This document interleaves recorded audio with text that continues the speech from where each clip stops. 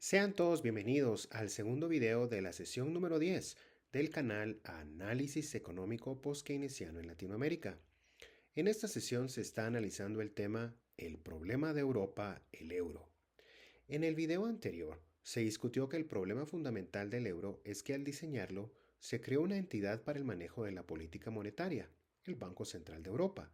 Sin embargo, no se creó una entidad para el manejo de la política fiscal de la zona euro.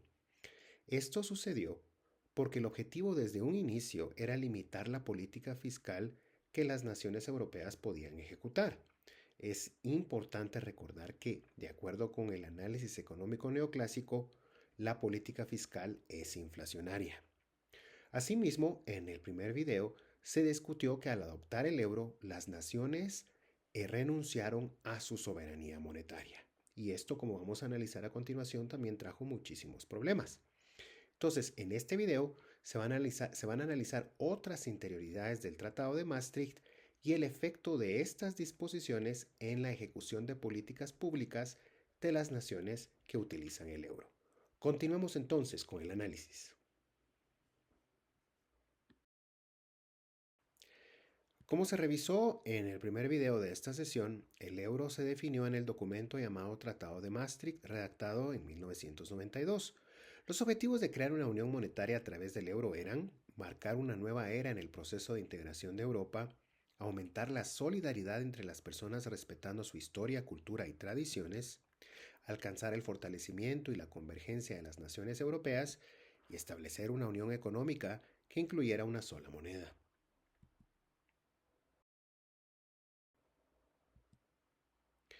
Entonces, el objetivo del euro era fomentar el crecimiento y la estabilidad.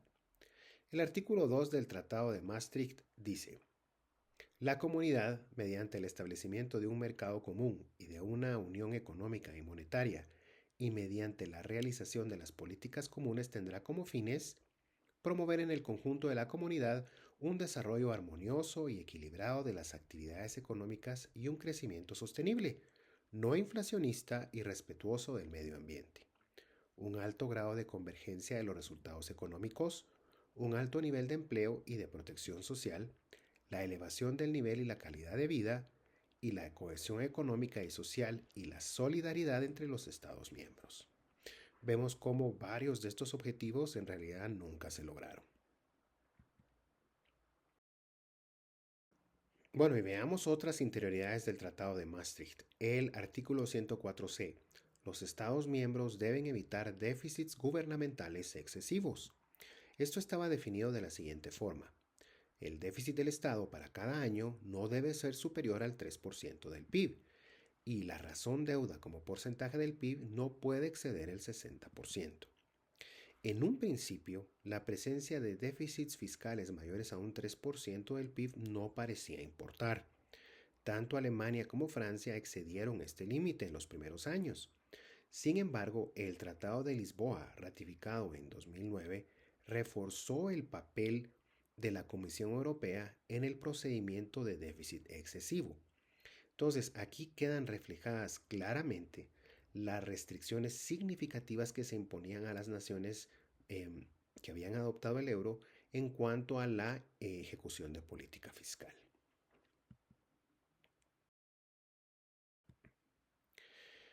Más sobre el Tratado de Maastricht. También se determinó en ese documento que el Banco Central de Europa no podía ser obligado a apoyar la liquidez y la solvencia de los países de la eurozona. Es decir, el Banco Central de Europa no iba a funcionar como comprador de última instancia de los bonos soberanos que emitieran las naciones miembros de la zona euro. Esta determinación jugó un papel fundamental en la crisis de deuda soberana, como veremos en un momento. Entonces, al tomar el control de la moneda, se pensó que el Banco Central de Europa evitaría que los países miembros se endeudaran demasiado.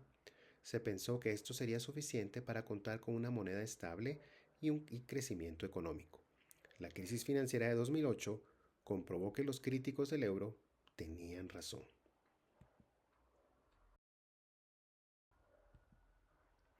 Veamos más interioridades del Tratado de Maastricht. Hablemos un poquito sobre el artículo 105. El objetivo primordial del Banco Central de Europa debe ser mantener la estabilidad en el nivel de precios. Un argumento importante detrás del Tratado de Maastricht es que si se limita el gasto público y se consigue la estabilidad de precios, la estabilidad económica estará garantizada. Esto es lo que el macroeconomista francés Olivier Blanchard llamaba la divina coincidencia, ¿verdad? Limitamos el gasto público y si conseguimos la estabilidad de precios, pues entonces lograremos con certeza estabilidad económica. Bueno, y entonces, ¿a qué se debe la crisis que presenta el euro a partir de 2009? En el momento en que las naciones europeas adoptaron el euro en 1999, no solo renunciaron a su moneda, al mismo tiempo renunciaron a poder utilizar varios instrumentos de política económica. Renunciaron a poder devaluar su moneda. Ya no pueden hacerlo en caso de una mala posición en su balanza comercial. Es decir, no pueden devaluar su moneda para incrementar exportaciones y reducir importaciones. Renunciaron a realizar cambios en política monetaria. Esta ahora empezó a ser dictada por el Banco Central de Europa para toda la región. Antes de 2011, los bancos centrales enfrentaban serias limitaciones para la compra de los bonos emitidos por su gobierno. Esto generó la crisis de deuda soberana, la cual afectó severamente a Grecia, transformando completamente su economía. Y también pues no pueden recurrir a déficits fiscales para compensar los déficits en balanza comercial. Esta es otra restricción en el Tratado de Maastricht. Y bueno, hablemos un poquito ahora sobre la crisis de deuda soberana que empieza a presentarse a finales de 2009. Vamos a ver cómo la crisis financiera de 2008 resultó ser el catalizador del declive del euro. Al presentarse la crisis financiera de 2008, originada por la casi total ausencia de regulaciones en el sistema financiero de Estados Unidos, la respuesta inmediata de algunas naciones de la zona euro fue ejecutar un estímulo fiscal. Varias naciones europeas, con la excepción de Irlanda, Italia y Grecia, ejecutaron estímulos fiscales para reducir el impacto de la crisis. Sin embargo, después de este estímulo fiscal, el Banco Central de Europa tomó la decisión de lidiar con la crisis utilizando políticas de austeridad.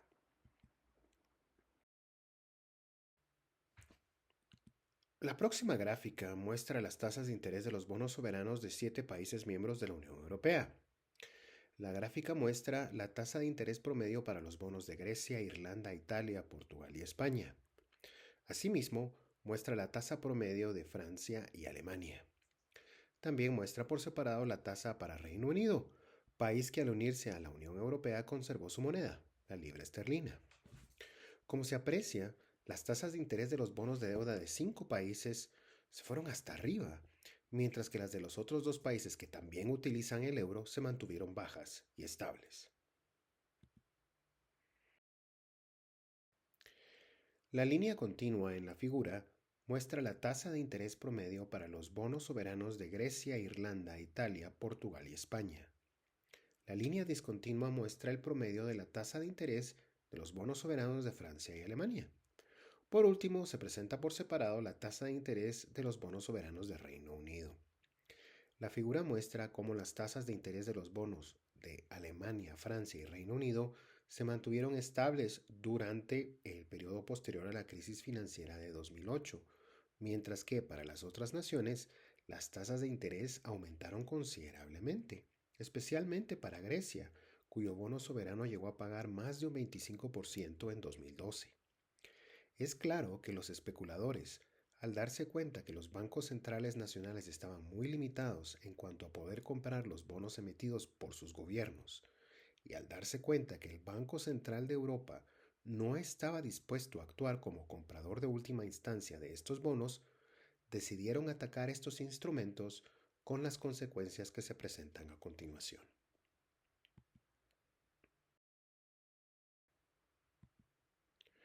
El euro empezó con 11 países utilizando la moneda.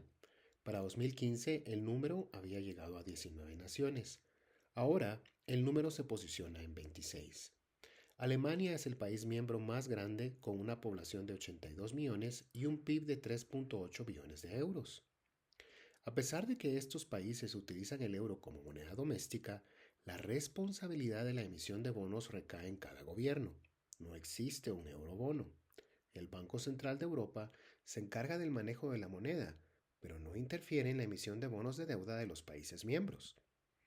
Antes de 2012, los bancos centrales de estos países, es decir, los bancos centrales nacionales, no tenían permitido comprar más del 33% de los bonos que emitían sus gobiernos. Las ventas de estos instrumentos se realizaban principalmente en mercados financieros internacionales.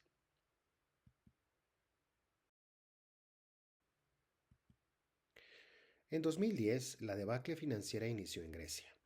Un bono griego con tasa de interés de 5% a finales de 2009 llegó a 11% a finales de 2010. A mediados de 2012, la tasa de interés había llegado a 25% y el Banco Central de Grecia no podía hacer nada para detener la tendencia. Los lineamientos de la Unión Europea se lo prohibían. Durante los próximos 2 años, los ataques especulativos sobre deuda soberana llegaron a otros países de la zona euro. El bono irlandés, por ejemplo, con tasa de 5% a mediados de 2010, llegó a 10% a finales de ese año. España presentaba el mismo nivel de deuda que Irlanda, pero corrió con más suerte. El punto más alto de la tasa de interés de su bono fue de 6% en 2012, para luego bajar a 5% y luego a 3%. Hablemos un poco sobre el problema de Grecia con respecto a la deuda soberana. En 2011, el gobierno de Grecia enfrentaba un serio problema. Ataques especulativos en sus bonos habían subido las tasas de interés por las nubes. Dadas las reglas del sistema euro, el Banco de Grecia no podía comprar una buena parte de estos bonos para terminar con la especulación. El Banco Central de Europa se rehusó a funcionar como comprador de última instancia de estos bonos, y la institución solo funcionó como un testigo del colapso de los precios de los bonos soberanos de Grecia.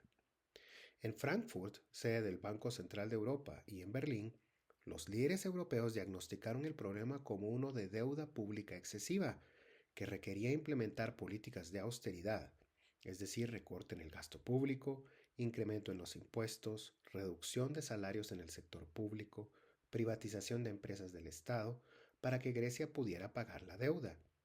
Esto terminó de colapsar la economía griega, la cual se contrajo en un 25% en un periodo de 3 años.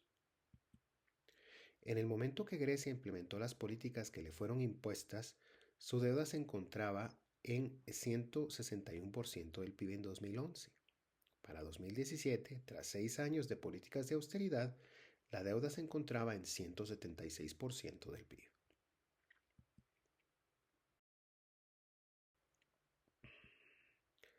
Las políticas de austeridad fallaron para resolver el problema. Habían otras opciones que pudieron haber sido implementadas, pero se descartaron. Algo que debe quedar muy claro es que la crisis de deuda en los países europeos no fue causada por la deuda en sí, fue causada por la imposibilidad de los gobiernos de estos países de implementar política monetaria, puesto que habían cedido su soberanía monetaria al Banco Central de Europa, institución que cuando debió actuar a favor de sus países miembros no lo hizo. También se debió a las drásticas políticas de austeridad que la Troika, es decir, el Banco Central de Europa, la Unión Europea y el Fondo Monetario Internacional solicitaron a Grecia, transformando su economía para siempre.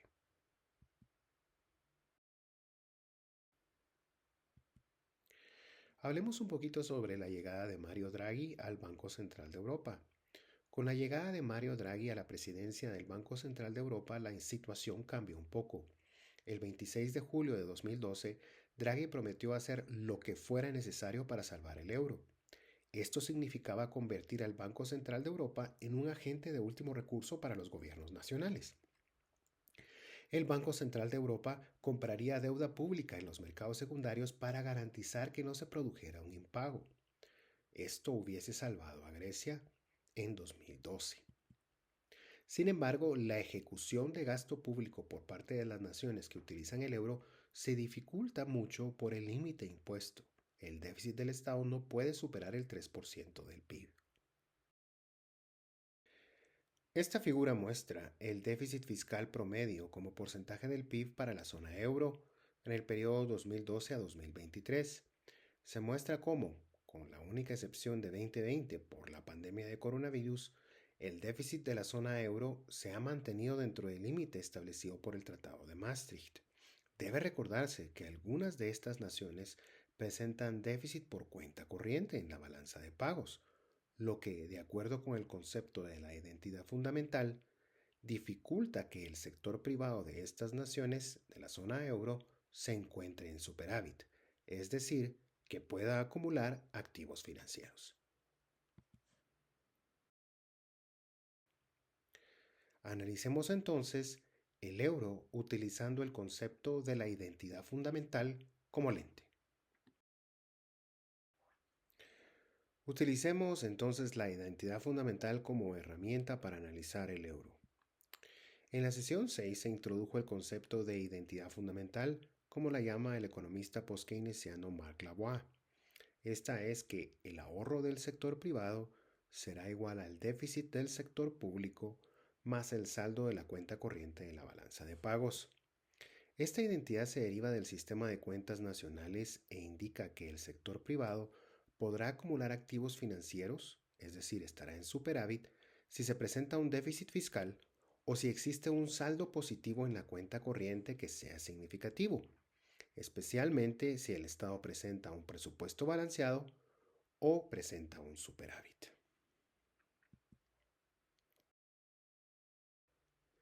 Y esta figura que muestra a la identidad fundamental en tres dimensiones. En el eje horizontal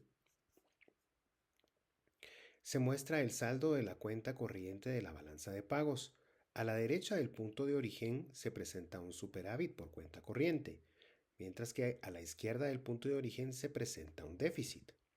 En el eje vertical se muestra la posición presupuestaria del Estado.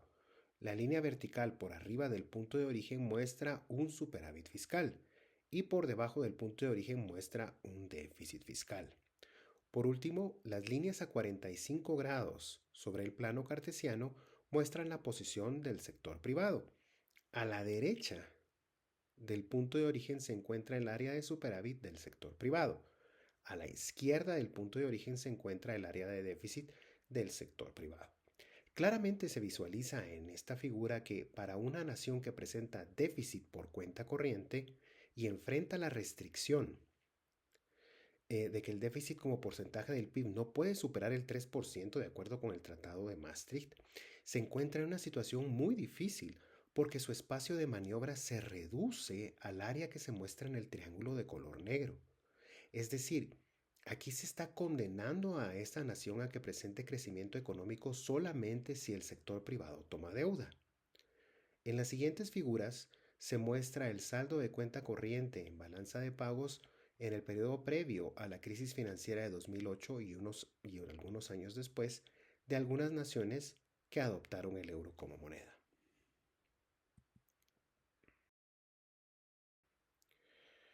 Esta figura presenta el saldo de cuenta corriente de Alemania para el periodo 1970 a 2014. Alemania ha mostrado una posición sólida en la cuenta corriente de la balanza de pagos desde la reunificación en 1990. ¿Sí? Esta posición se vio afectada por la crisis financiera de 2008, sin embargo, se ha recuperado desde entonces. El superávit de cuenta corriente en la balanza de pagos fue lo que permitió a Alemania superar de forma relativamente rápida la crisis, dadas las serias restricciones para ejecutar política fiscal. Esta figura muestra por qué Grecia se vio tan afectada por la crisis de 2008. La nación presentaba déficit por cuenta corriente y adicionalmente se le impusieron políticas de austeridad extremadamente severas. La economía de Grecia no tenía otro camino que contraerse. Y bueno, España también presentaba un déficit por cuenta corriente en el periodo previo y posterior a la crisis. Esta es la razón por la que la crisis afectó mucho más a España y a Grecia que a otros países como Alemania, que sí presentaban superávit por cuenta corriente en la balanza de pagos. Y bueno, creo que este es el momento idóneo para hacer una segunda pausa y finalizar el segundo video de la sesión número 10. Les solicito muy atentamente a que me acompañen en el tercer video de esta sesión en la que se presentará la necesidad de una única autoridad fiscal para la zona euro y se presentarán también las conclusiones. Por ahí los espero.